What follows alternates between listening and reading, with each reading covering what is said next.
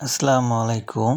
এর আগের পর্বে আলোচনা করেছি যে বড়ই দুইভাবে ঝরে পড়ে।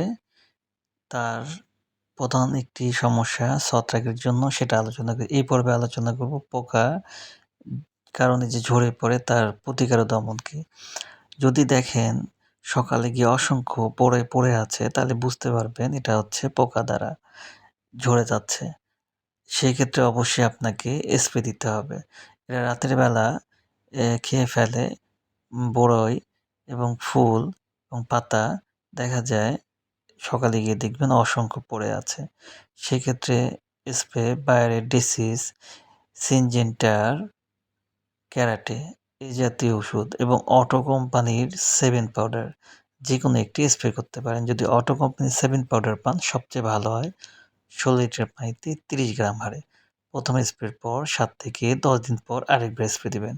ইনশাআল্লাহ পোকা অপসারণ হয়ে যাবে। আশা করি বুঝতে পারছেন।